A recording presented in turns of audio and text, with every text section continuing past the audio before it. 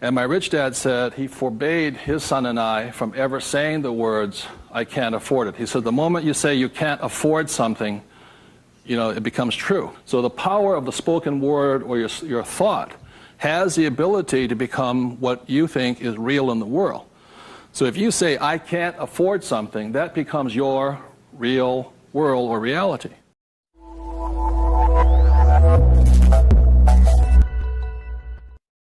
And then I would go over to my rich dad's house and I would say, "My dad just said our house is an asset and our largest investment." And my rich dad would say, "Well, that's why your old man's not rich, is because your house is not an asset, and if it's your largest investment, you're in really big trouble."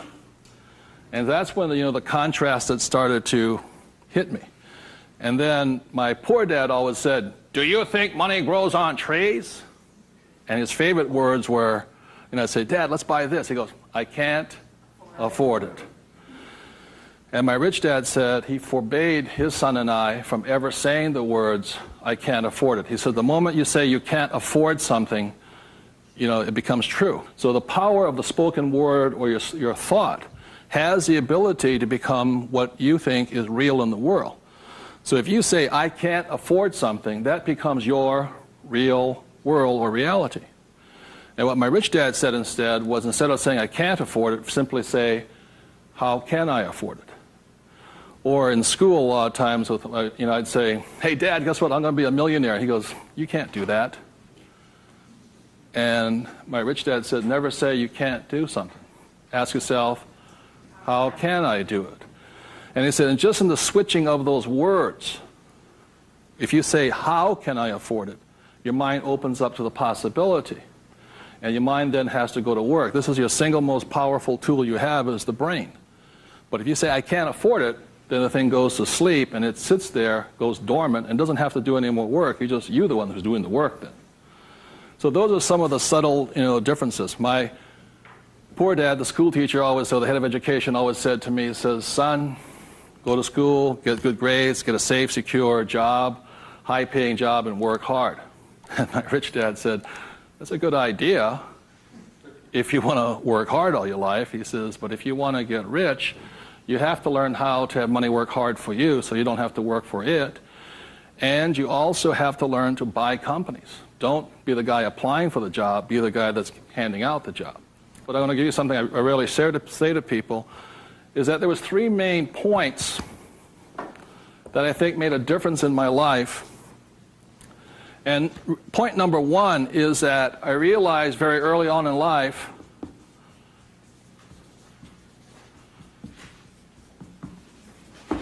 money is a what? Idea. It's whatever you think it is.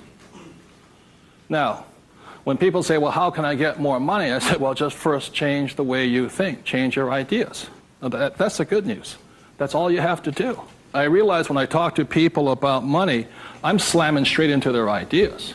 And a lot of times with money, there's several subjects you don't talk about at the dinner table: sex, religion, politics, and money, and whatever.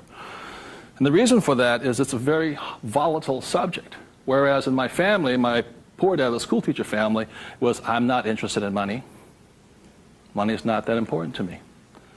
I began to realize that was my poor dad's idea, was his attitude. Whereas my rich dad always said to me, "Money is power. Money gives you power. Respect it. Treat it respectfully." So there's all these different ideas about the subject of money. The thing I hear people say is, "I'll never be rich." And that becomes a self-fulfilling prophecy, you see. And that's why money, just as an idea, is so powerful. And when I talk to people, I oftentimes ask them, I said, "What did your parents tell you about the subject of money?" Because that becomes real. If you were told, "Go to school and get a job," see, many of us may not be in the same profession, but we're following the same path.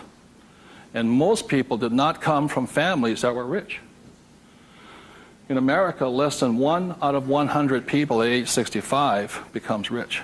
In the richest country in the world. 1 out of 100. 4 become wealthy.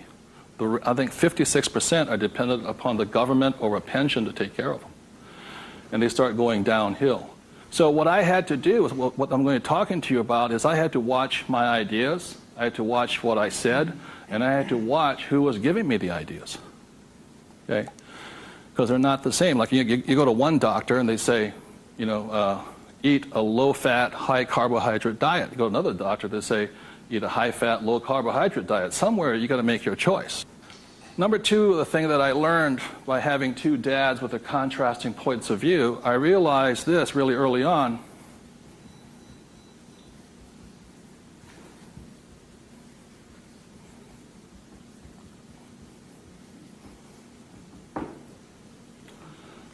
I realized that money doesn't make you what?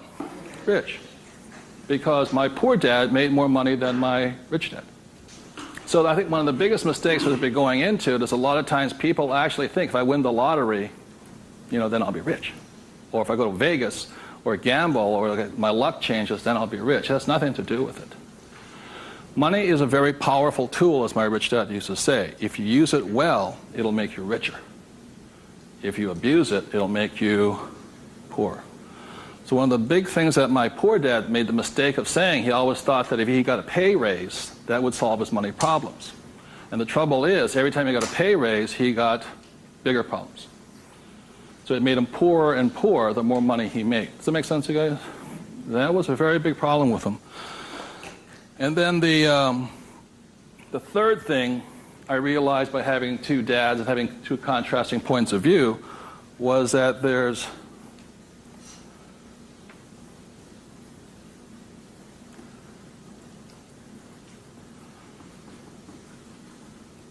two kinds of money problems.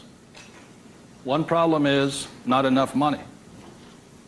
The other problem is too much money. And they're both problems. And the thing that I say to people is this, that, I think most people think they're real special. I'm the only one with money problems. Well, the reality is everybody has money problems. Everybody. Every single person. Every company has money problems. Every country has money problems. Every government has money problems. Everybody has a money problem. What makes you rich or poor or middle class is how you challenge or handle the problem. And what most people do, since, so most of us came from families where the problem was too much or too little. Too little. And that becomes our idea. We think money is scarce, hard to get, work hard for it. Very popular idiom going around today suggesting that the way you get rich is cut up your credit cards. Oh, man. Live below your means. Those are poor people's mentalities. Save, go long term, buy mutual funds. And it's not a rich person's way of thinking. I love my credit cards. They make me happy.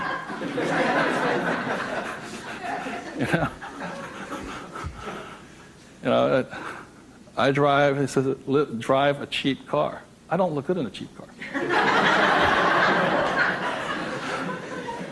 I don't feel good. Now, the point I'm making here, again, there's poor, middle class, and rich. And very early on in my life, I really realized that being poor and struggling did not look good on my face. And I did not like it. But I grew up in a family that if you were rich, the idea was that you were crooked, evil, not caring, inhuman, not generous, and all that stuff.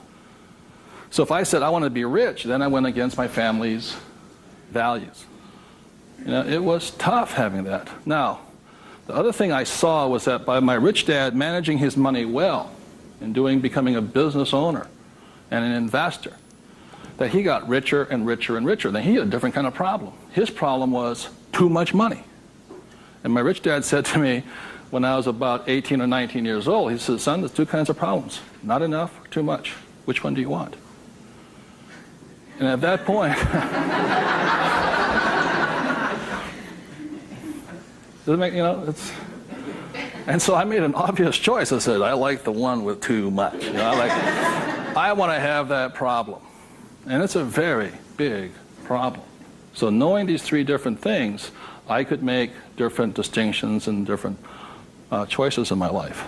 The big point I want to make today is that money comes down to fundamentally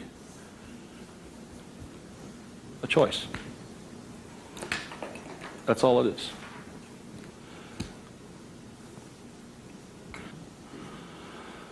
And so, as a young boy having two dads starting at age 9, I had to make a choice of which dad I was going to listen to. And it was a tough decision. Really, really, really hard, because I loved both men.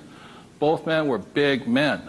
You know, if there was a role model that they filled, they were tall, and they acted like John Wayne or Robert Mitchum, you know, not Pee Wee Herman. You know, they were big, strong, powerful, good, honest, hardworking men. I loved them both. But their ideas were almost polarized, completely opposite. And that's why in Rich Dad, Poor Dad, in the book, I write that Robert Frost's poem, I think The Road Less Taken or The Road Less Traveled, I had to make a choice of which one I was going to listen to. Which one was I going to follow down the path? And I made that choice. And it was a hard decision, because I had to go against my whole family's culture, beliefs, and they're all school teachers. You know, when I came back from Vietnam, they said, you know, 'cause I got my bachelor's degree. I got that Bachelor of Science, and they said, now, son, you are going for your master's, aren't you? I said, I kind of doubt it. He said, but you won't get a good job. You get a better pay raise if you have a higher degree. I said, I'm not going to get a job. And it's hard. You sit at the dinner table and there's no conversation, you know. Well, you going to get your doctorates? I said, well, if I'm not going to get my master's, I don't think I'm going to get my doctorates, you know. Yeah, but you get a better pay raise. You know, they came from the government model that it was not what you did, it was how high, what your degree was that you got paid by. And that's their reality. It's not my reality. So I had to make a choice. And the thing I say to people is that in many ways I'm more like my poor dad. You know, when I retired in 1994, sold my company and all this, I was set for life.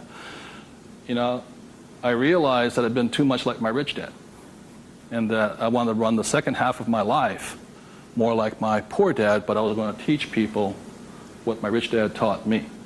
That was a decision I made. But the thing is, it's a choice. And my propensity, my natural inclination, my genetic makeup, my mental makeup is more to be poor.